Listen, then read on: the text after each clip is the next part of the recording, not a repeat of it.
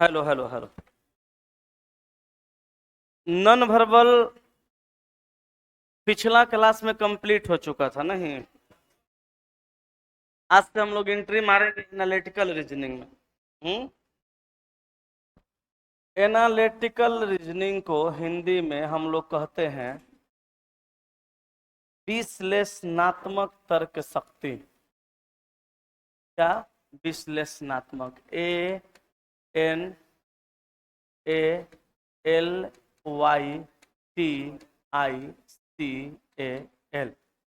Analytical reasoning.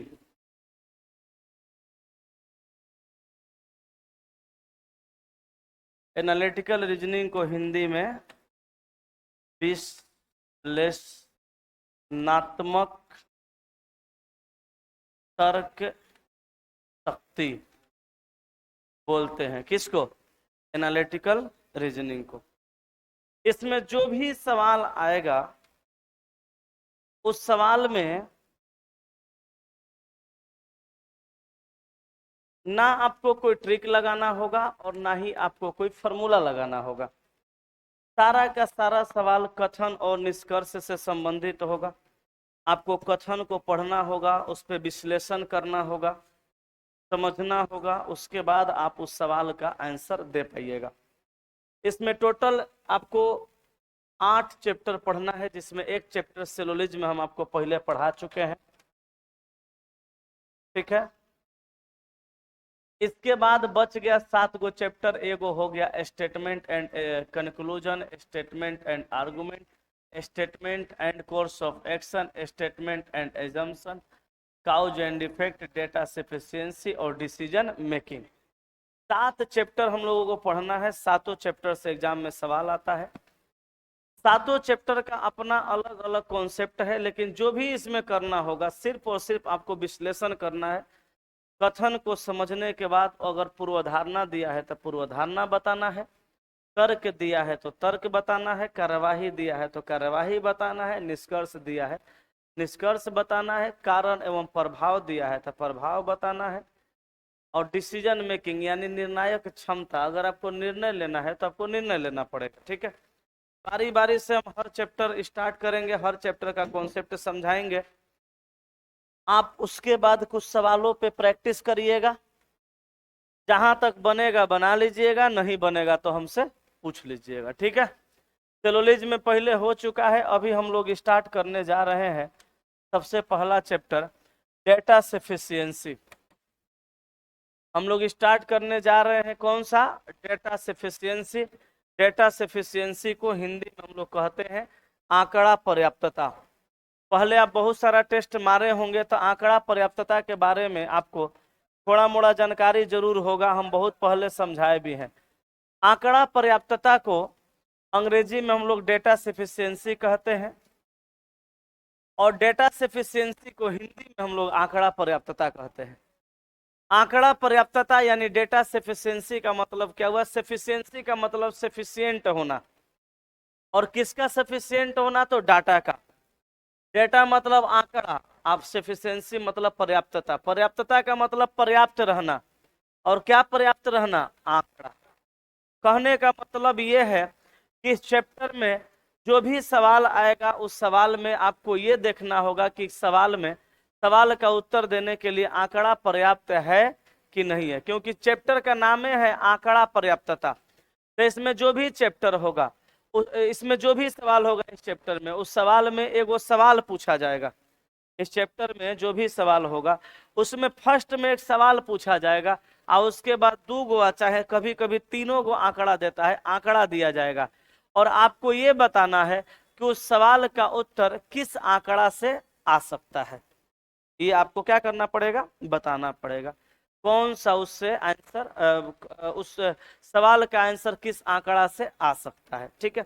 अच्छा, इससे पहले आप जितना चैप्टर बनाए थे उस चैप्टर में, जैसे आप अल्फाबेट बनाए थे, कोडिंग डिकोडिंग बनाए थे, रैंकिंग सीखे थे, डायरेक्शन सीखे थे, कैलेंडर सीखे थे, बहुत सारा चैप्टर, ब्लड रिलेशन सीखे थे, डायरेक्शन डिस्टेंस सीखे थे, तो सब में पहले कुछ ना कुछ बात कह देता था, आ कहने के बाद अंतिम में सवाल पूछता था। लेकिन इस चैप्टर में जस्ट उसका उल्टा होगा। इसमें पहले सवाल दे देगा, अंतिम में दूगो बात देगा।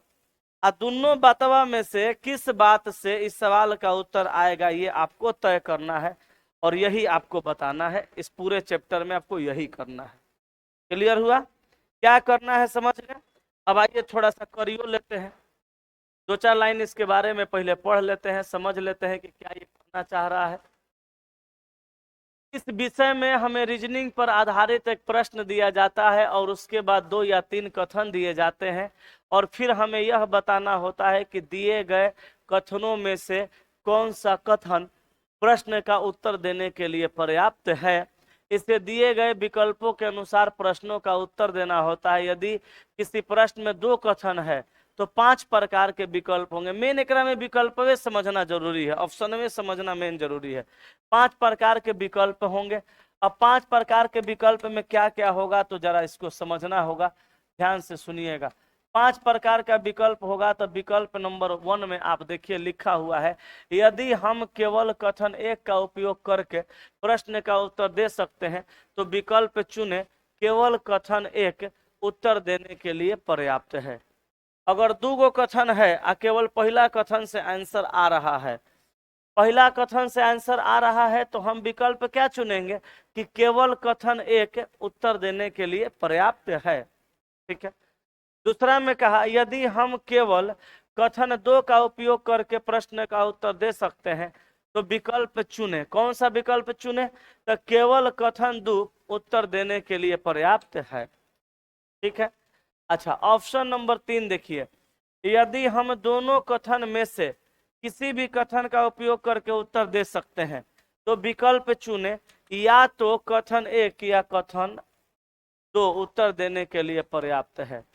मतलब पहला से आया तो 1 पर्याप्त है, दूसरा से आया तो 2 पर्याप्त है, दोनों से आ गया, पहलको से आया दूसरको से आया तो या तो 1 या 2 पर्याप्त है। इसमें एगो औरो कंडीशन बनता है, जैसे कोनो क्वेश्चन पूछा, आप पहिलका को आप अरेंज किए, आंसर मान लीजिए राम आया, और दूसरको को अरेंज किए, दूसरको से आंसर आया और दूसरको से भी रामे आया, तो उस कंडीशन में ऑप्शन 3 या तो 1 या 2 अनुसरण करता है।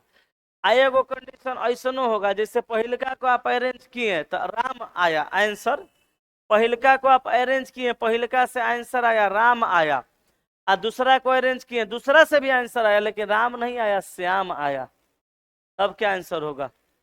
उस टाइम में भी यही आंसर होगा, सेम आएगा तो भी, अलग अलग आएगा तो भी, बस आ जाना चाहिए।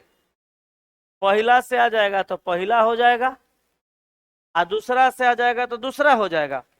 अब पहलो से आ गया दूसरा से आ जाएगा तो या तो 1 या 2 दोनों हो जाएगा, चाहे आंसर सेम सेम आए और चाहे आंसर अलग अलग आए। क्या रहा है? अच्छा, सेम सेम आ रहा है तब वो ऑप्शन यही होगा, अलग अलग आ रहा है तब वो ऑप्शन यही होगा। ऐसा क्यों? क्योंकि ये डेटा सफिशिएंसी है। डेटा सफिशिएंसी में किस प्रश्न का उत्तर क्या आ रहा है उससे उसको कोई मतलब नहीं होता है। किस कथन से प्रश्न का उत्तर आ रहा है उसी से उसको मतलब होता है। आंसर कुछ भी आए कोई फर्क नहीं पड़ता, आंसर किससे आ रहा है उससे फर्क पड़ता है। ठीक है, तो ये बात को हमेशा दिमाग में बैठा के रखिएगा कि अगर पहला से आए तो केवल 1, दूसरा से आए तो केवल 2, दोनों से आए सेम आए तो भी वही, अलग अलग आए तो भी वही। क्लियर? आगे चलिए, चौथा देखिए, कहा यदि हम दोनों कथनों का उपयोग करते हुए भी प्रश्न का उत्तर नहीं दे सकते तो विकल्प चुने न तो कथन 1 और न ही कथन 2 उत्तर देने के लिए पर्याप्त है। पहलों से नहीं आया और दूसरों से नहीं आया तो ये चुन दीजिए। अब 5 नंबर कब मारिएगा इसको समझिए, यदि हम दोनों कथन एक साथ उपयोग करके प्रश्न का उत्तर दे सकते हैं तो विकल्प चुने कथन 1 और कथन 2 दोनों उत्तर देने के लिए पर्याप्त है। इसके अलावा यदि प्रश्न में तीन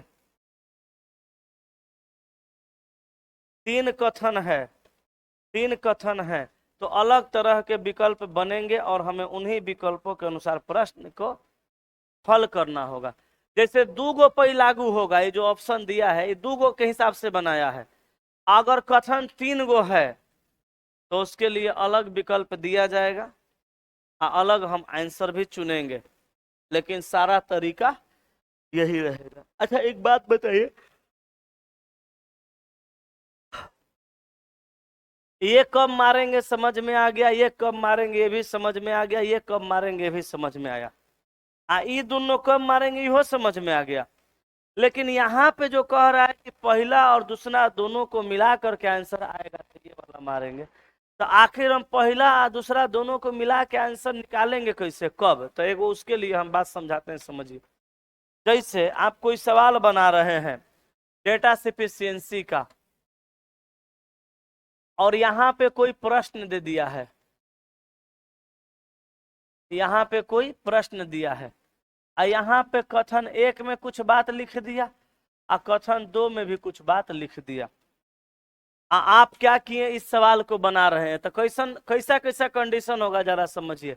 एक कंडीशन ऐसा होगा कि पहला से आंसर आएगा दूसरा से नहीं आएगा, ये कंडीशन हो ही ना सकता है। तो इस स्थिति में केवल एक प्रश्न का उत्तर देने के लिए पर्याप्त है, ठीक है। एक कंडीशन ऐसा होगा कि पहला से नहीं आएगा और दूसरा से आ जाएगा, तो उस कंडीशन में कौन सा, प्रश्न का उत्तर देने के लिए केवल 2 पर्याप्त है। एक कंडीशन ऐसा होगा कि पहलों से आएगा दूसरों से आ जाएगा, तो ऑप्शन सी या तो 1 या 2 पर्याप्त है। एक कंडीशन चला जी ऐसा होगा कि पहलों से नहीं आएगा दूसरों से नहीं आएगा। अब यही कंडीशन में आप ऑप्शन डी को भी मार सकते हैं और ऑप्शन ई को भी मार सकते हैं। डी कब, जब पहला और दूसरा से आंसर नहीं आए तब, ई कब, जब पहला और दूसरा दोनों को मिलाने से आंसर आए तब। तो मिलाइएगा कब, इस सिचुएशन में आपको नहीं मिलाना है, इस सिचुएशन में भी आपको नहीं मिलाना है, इस सिचुएशन में भी आपको नहीं मिलाना है। लेकिन पहलों से आंसर नहीं आएगा दूसरों से आंसर नहीं आएगा, तब आप क्या करिएगा, यहाँ थोड़ा देर रुक जाइएगा, अब दोनों को मिला करके देखिएगा। पहला से नहीं आया दूसरों से नहीं आया तभी मिलाना है, वरना बाकी किसी भी कंडीशन में नहीं मिला सकते। पहलों से नहीं आया और दूसरों से नहीं आया तो आप मिला नहीं सकते हैं, सॉरी मिला सकते हैं।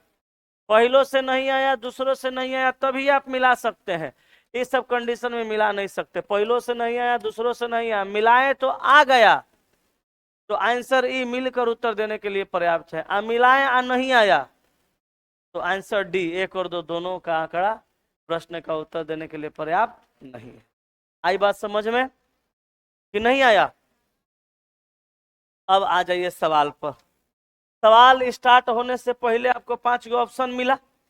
एगो बात और याद रखिएगा कि 5 ऑप्शन इसी क्रम में अरेंज रहेगा, इसकी भी कोनो गारंटी नहीं है, इधर उधर भी रह सकता है।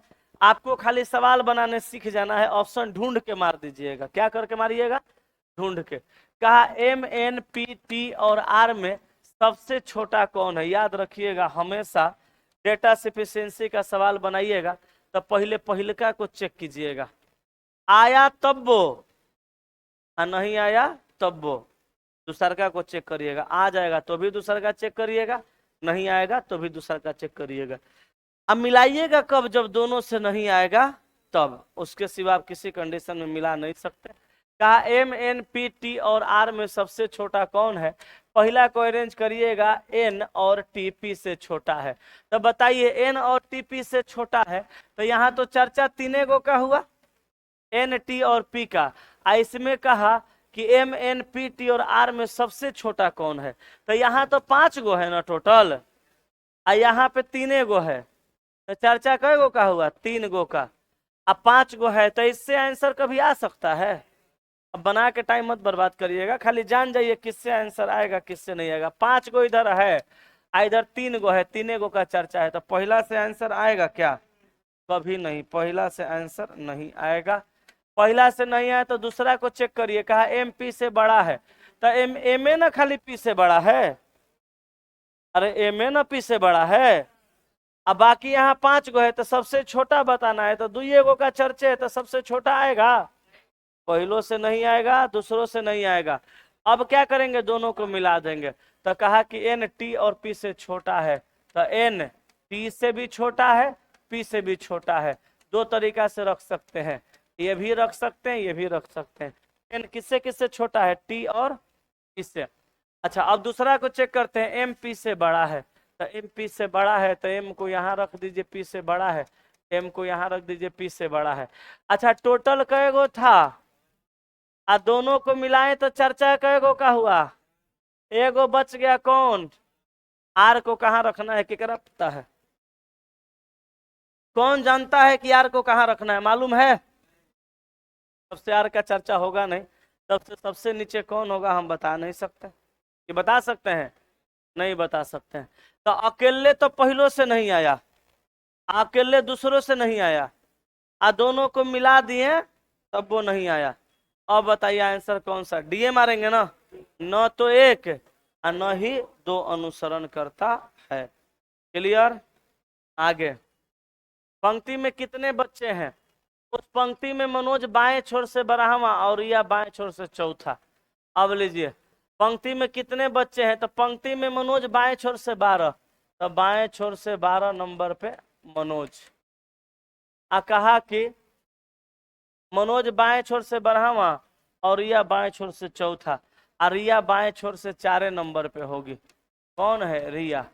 तो पंक्ति में कुल कितना बच्चा है पता चलेगा, चला जी, 12 गो के बाद में तब ना पता चलता है, ये नहीं है तो पता नहीं चलेगा, तो पता नहीं चलेगा तो पहला से आंसर नहीं आया।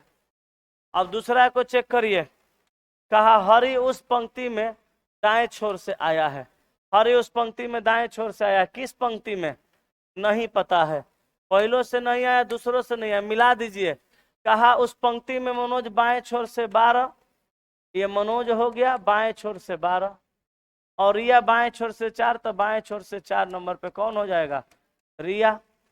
अब कहा उस पंक्ति में दाएं छोर से आया है कौन, हरि, तो हरि उस पंक्ति में दाएं छोर से आया है, तो कई नंबर पे कहाँ आया है पता नहीं है, तो पहलों से नहीं आया, दूसरों से नहीं आया, मिला देंगे तो भी नहीं आएगा, इसका भी आंसर डी हो जाएगा। क्लियर है? चलिए अब जल्दी से आप 3 नंबर का उत्तर बताइए, बोलिए क्या होगा।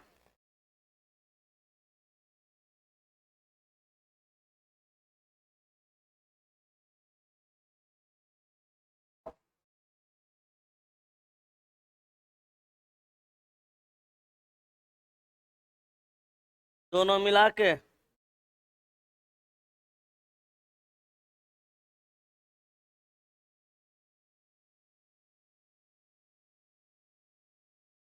दोनों मिला के आ जाएगा। अच्छा आओ कोडिंग डिकोडिंग का सवाल है। कहा कि एक कोड भाषा में रेड को कैसे लिखा जाता है, तो उस कोड भाषा में रेड एंड ब्लू को HOPODA लिखा जाता है। अच्छा रेड एंड ब्लू को ना HOPODA लिखा जाता है, तो रेड एंड ब्लू, रेड को कैसे लिखा जाएगा, यहाँ रेड भी है, एंड भी है, ब्लू भी है, और उसका 3 गो कोड है, तो अकेले रेड का कोड तीनों में से कौन होगा, किसको पता है, पता है क्या, पहला से आंसर आएगा क्या, नहीं। दूसरा को चेक करिए, उस कोड भाषा में, उस कोड भाषा में सेपरेट रेड कारपेट को NADAKA लिखा जाता है, तो रेड का अकेले बता पाइएगा, दोनों से नहीं आएगा। अब मिला देंगे तो दोनों में रेड और रेड कॉमन हो जाएगा, एंड ब्लू और एंड ब्लू कॉमन नहीं होगा, तो ये दोनों में रेड रेड कॉमन होगा, तो ये दोनों में क्या कॉमन हो जाएगा, DA। तो रेड का आंसर क्या आ जाएगा, DA।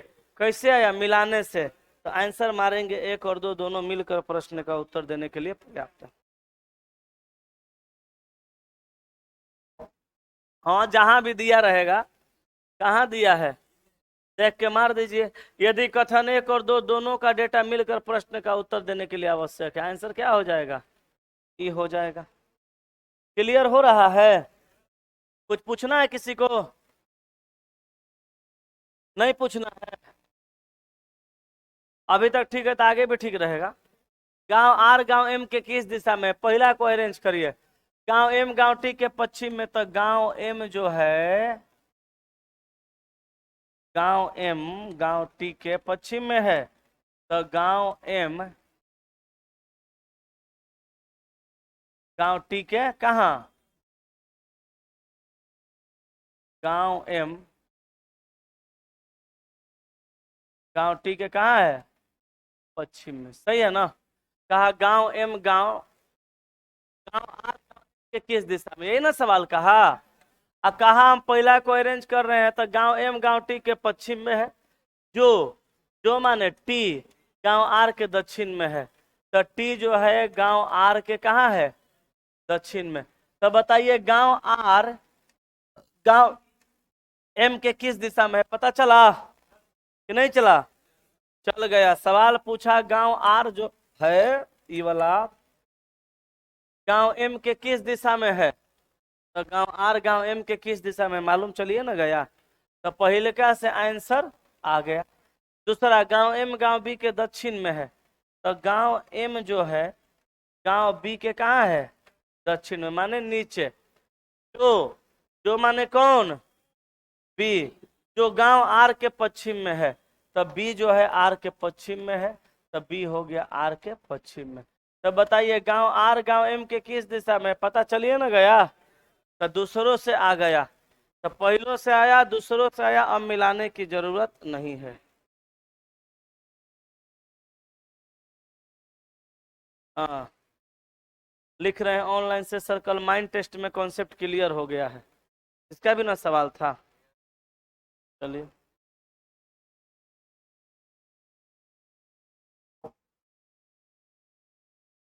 हो गया ये। आगे डी की कितनी बहनें हैं, 5 नंबर सवाल बनाइए, हम वेट कर रहे हैं आंसर का। 2 मिनट का टाइम लीजिए, जल्दी सोल्व करिए।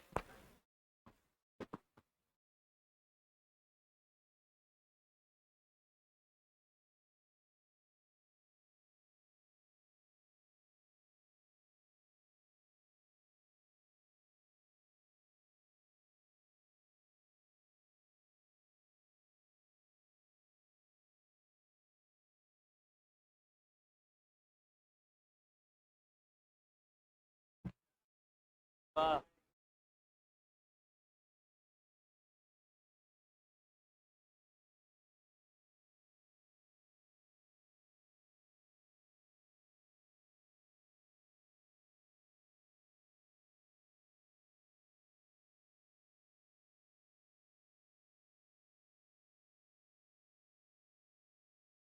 नहीं बन पाएगा, कह रहा है नहीं, तो पढ़ क्या रहा है,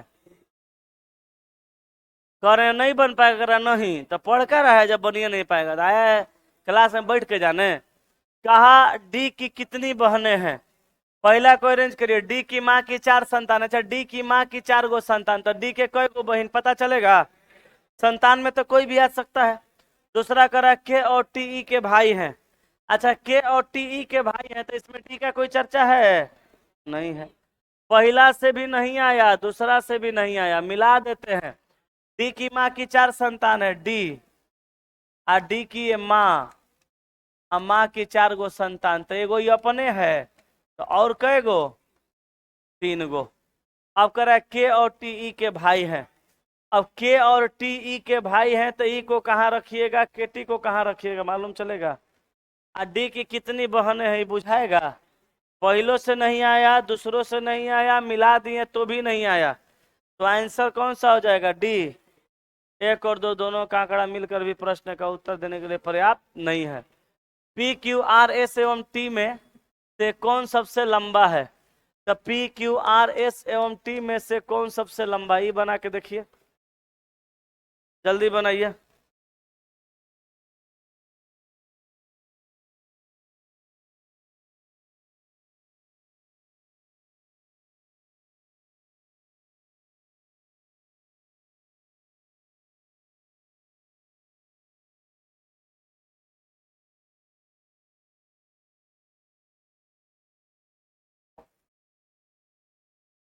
नहीं बुझा रहा है, बन गया, वाह। का पी क्यू आर एस एवं टी में कौन सबसे लंबा है, पहला को अरेंज करिए, टोटल आदमी का संख्या 1 2 3 4 5 गो है, 5 गो ना है जी, टोटल आदमी का संख्या है 5 गो, कहा P Q से लंबा है तो P हो गया Q से लंबा, और T सबसे लंबा नहीं है तो T को हम यहाँ पे नहीं रखेंगे। तो T को यहाँ नहीं रखेंगे तो T कहीं भी हो सकता है, अब P और Q भी कहीं भी हो सकता है। अब कौन सबसे लंबा है पता चलेगा? पहला से नहीं आया कि आएगा? नहीं आएगा, पहला से आंसर नहीं आया। अब दूसरा, आर पी से लंबा, एस सबसे लंबा नहीं है, तो कहा कि आर पी से लंबा, अलग करिए ना, आर पी से लंबा, एस सबसे लंबा नहीं है तो एस यहाँ पे नहीं होगा, तो दूसरा से आएगा? नहीं आएगा। अब दोनों को मिला दीजिए, तो दोनों को मिलाएंगे तो पी क्यू से लंबा, टी सबसे लंबा नहीं है, आर पी से लंबा, तो आर हो गया पी से लंबा, आर हो गया पी से लंबा, एस सबसे लंबा नहीं। अभी तीनों को कहीं ना कहीं अरेंज करना पड़ेगा, और तीनों को अगर आप इस तरह से अरेंज करिएगा, आर को यहाँ, पी को यहाँ, क्यू को यहाँ, तो फिर टी चाहे एस दोनों में से कोनो एक आदमी को यहाँ लाइएगा तो कोनो एक यहीं रह जाएगा, गलत हो जाएगा। इसका मतलब ऐसे नहीं करना है। अगर आर को यहाँ करिएगा, पी को यहाँ करिएगा, क्यू को यहाँ करिएगा, तो दोनों में से कोई एक को यहाँ लाइएगा तो कौन एक यहीं रह जाएगा, मामला गड़बड़ हो जाएगा। इसलिए हर हाल में आपको आर को यहीं चेक करना पड़ेगा, आर को यहीं अरेंज करना पड़ेगा, आर को यहाँ, पी को यहाँ, क्यू को यहाँ, और टी यहाँ करिएगा तो एस यहाँ आएगा, चाहे एस को यहाँ करिएगा तो टी यहाँ पे चला जाएगा। बोलिए यस कि नो? सही है। हम लोगों से पूछा सबसे लंबा कौन है, तो आर है। कैसे पता चला? दोनों को मिलाएं तब। बुझा रहा है? ये कैसे पता चला दोनों को मिलाने से? क्लियर है? हैं? एगो चलिए 7 नंबर बनाइए तो।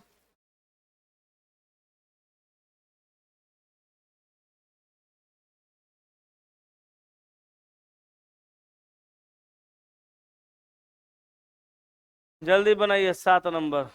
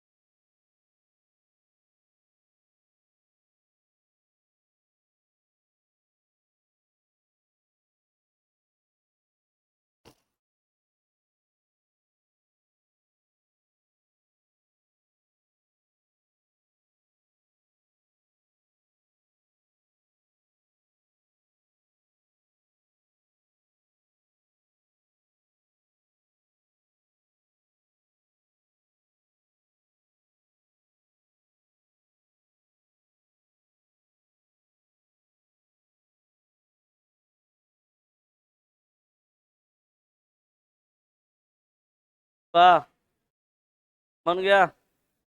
कैसे आंसर आया? तो बनाइए ना, लीजिएगा। बिंदु ई बिंदु एस के संबंध में किस दिशा में है? पहला, बिंदु डी बिंदु ई के पूरब की ओर है, तो बिंदु डी जो है बिंदु ई के पूरब की ओर, ऐसे ही ना, बिंदु डी के पूरब की ओर। बिंदु ई बिंदु एफ के दक्षिण की ओर, तो ई तो ऑलरेडी रखल है, लेकिन ये होना चाहिए कहाँ? एफ के दक्षिण की ओर। आगे कहा बिंदु ई बिंदु एफ के दक्षिण की ओर है, ई एफ के दक्षिण की ओर है। आगे कहा बिंदु एफ बिंदु एस के उत्तर पश्चिम को है। अच्छा एक बात बताइए, पहला को अरेंज कर दिया, कहा बिंदु ई बिंदु एस के संबंध में किस दिशा में है, तो ई तो रखा गया, मगर एस का चर्चा है नहीं है, तो पहला से आंसर नहीं है आएगा। और दूसरा में बिंदु एफ बिंदु एस के उत्तर पश्चिम में, तो बिंदु एफ जो है एस के कहा? बिंदु एफ एस के उत्तर पश्चिम में, यही ना उत्तर पश्चिम होता है, नॉर्थ साउथ ईस्ट वेस्ट। अच्छा आगे कहा बिंदु डी बिंदु एस के दक्षिण में, तो डी को करना है कहाँ? एस के दक्षिण में, तो डी को कर देंगे एस के दक्षिण में। तो बताइए, तो इसमें कहीं ई का चर्चा है? तो इससे भी आंसर नहीं है आएगा। अब दोनों को मिला देंगे, तो कहा कि बिंदु एफ बिंदु एस के उत्तर पश्चिम में है, अब बिंदु डी बिंदु एस के दक्षिण में, तो बिंदु डी जो है एस के दक्षिण में, तो बिंदु डी हो गया कहाँ? बिंदु डी एस के दक्षिण में, अब बिंदु एफ एस के उत्तर पश्चिम में देखिए, तो एफ एस के उत्तर पश्चिम में है, ऊपर नॉर्थ, नीचे साउथ, ईस्ट और वेस्ट। तो बोलिए तो उत्तर पश्चिम में है कि नहीं है ना जी? तो इसका मतलब क्या हुआ? सवाल पूछा ई बिंदु एस के संबंध में किस दिशा में है, तो ई एस के संबंध में कहाँ हो जाएगा? पता चल रहा है? North, south, east, west, south और वेस्ट, दक्षिण और कहाँ? दक्षिण और पश्चिम में। पता चला कैसे? दोनों को मिलाने से। तो आंसर मार दीजिएगा, दोनों का आंकड़ा मिलकर प्रश्न का उत्तर देने के लिए पर्याप्त है। बुझा रहा है? चलिए एक बार 8 नंबर चेक करिए। तो 8 नंबर कैलेंडर का सवाल है, डेटा सफिशिएंसी में दिया है।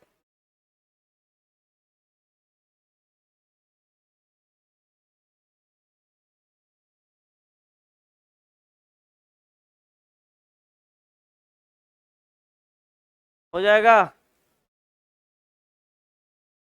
चलिए, कहा कि राहुल वर्ष के किस महीने में छुट्टी पर विदेश गया?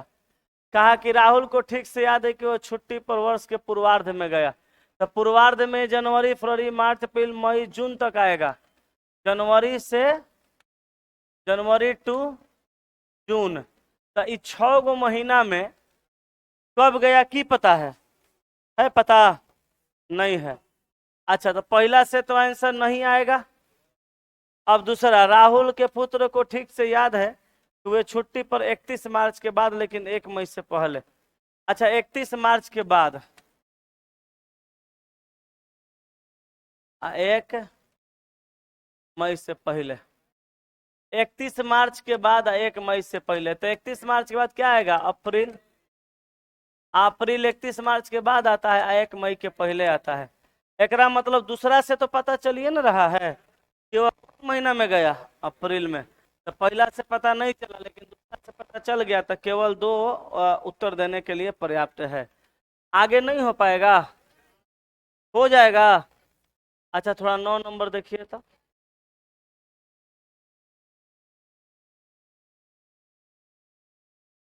9 नंबर देखिए। 9 नंबर आएगा? 9 नंबर बनेगा? लड़की सब बनाई हुई है। रमेश की परीक्षा एक ही सप्ताह के किस दिन होनी निश्चित हुई है? सोमवार सप्ताह का पहला दिन है। चलिए, रमेश को ठीक से याद है कि उसकी परीक्षा मंगल के बाद, लेकिन उसी सप्ताह गुरुवार के पहले। अच्छा, तो मंगल के बाद गुरु के पहले, तो मंगल के बाद क्या आता है? बुध। गुरु के पहले क्या होता है? बुध। कहा कि मंगलवार के बाद, लेकिन गुरुवार के, अच्छा गुरुवार के पहले ना। तो सवाल कहा रमेश को ठीक से याद है कि उसकी परीक्षा मंगलवार के बाद, लेकिन मंगलवार के बाद के एक दिन, क्या लिख रहा है? उसकी परीक्षा मंगलवार के बाद, लेकिन उसी सप्ताह के गुरुवार के पहले। तो मंगलवार के बाद और गुरुवार के पहले क्या मिलेगा? बुध। तो पहला से तो पता चल गया। दूसरा, रमेश के मित्र को ठीक से याद है कि रमेश की परीक्षा सप्ताह के तीसरे दिन होनी है। तीसरा दिन का मतलब बुधवार, क्योंकि सप्ताह का पहला दिन सुमार दिया है। तो दूसरों से आ गया, तो पहलों से आएगा, दूसरों से आ जाएगा। क्लियर है? एगो और सवाल बनाइए 10 नंबर। सुमन को टेस्ट में कितने अंक मिले? अधिकतम अंक 20 गो है। कहा सुमन को 2 अंकों में अंक मिले, उसके अंक दशमलव में नहीं थे, नहीं आएगा। 2 गो अंक में अंक मिलेगा, अंक अधिकतम 20 गो है, तो 20 से ज्यादा नहीं होगा। तो फिर 10 से लेके 20 तक का सबका 2 गो अंक है। तो कितना? 10, 11, 12, 13, 14, 15, 16, 17, 18, 19, 20, कितना मालूम है? आगे, सुमन को टेस्ट में 9 से अधिक अंक मिला, तो 9 से अधिक अंक तो कितना हो जाएगा? 9 से लेके 20 तक में बहुत हो जाएगा। इससे भी नहीं आया। अच्छा, दोनों को मिला देंगे तब 9 से अधिक आएगा। चलिए, तो 10 की, 11 की, 12 की, 13 कितना? नहीं आएगा। तो दोनों का आंकड़ा मिलकर भी प्रश्न का उत्तर देने के लिए पर्याप्त नहीं। कहिए अब क्या कहना चाहते हैं और बताएं। बना लेंगे, सारा सवाल इसी विधि से बनेगा। सब सवाल सही बनेगा। आप बनाइएगा तो बन जाएगा, नहीं बनाइएगा तो नहीं बनेगा। तो बना के आइए। आज साइंस का क्लास थोड़ा सा लेट छूटा था, इसलिए अच्छा, रीजनिंग में अगर साइंस का क्लास लेट भी छूटा था तो हम लोग को रीजनिंग में जितना सीखना था उतना सीख लिए। अब 5 गो तो चैप्टर बचा है, चला 6 गो चैप्टर बचा है। 8 गो था ना, 8 गो में एगो तो सिलोजिज्म हो गया है, एगो और हो गया, 6 गो बचा है। एक दिन में दो दो गो देखने की अब कोनो खास जरूरत तो नहीं है। जितना रीजनिंग में सीखना था उतना हम लोग सीखी हो गए, लेटो क्लास स्टार्ट हुआ था, कहें कि हम खाली पढ़ाइए किए हैं, आज बातचीत थोड़ो की हम लोग। तो डेटा सफिशिएंसी का कॉन्सेप्ट पूरी तरह से क्लियर हुआ कि डाउट है? बना के आइए डेटा सफिशिएंसी। कल हम स्टेटमेंट एंड एजम्पशन चालू करेंगे, कथन एवं पूर्वधारणा। आए हाँ, एक के अब एगो आज हुआ ना, एगो कल पढ़ा देंगे, एगो परसों पढ़ा देंगे, एगो तरसों पढ़ा देंगे।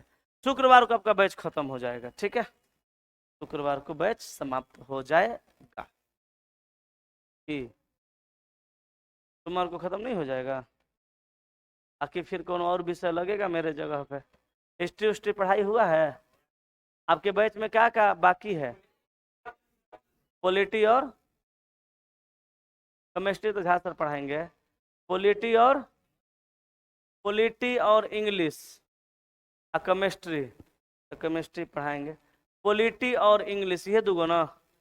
चलिए, अगला मेरा खत्म होने के बाद या तो पॉलिटी लगेगा और नहीं तो इंग्लिश लगेगा, दोनों में से कुछ आए। हाँ, पहले पॉलिटी बढ़िया लगेगा, दोनों में से कोई एगो लगेगा, ठीक है?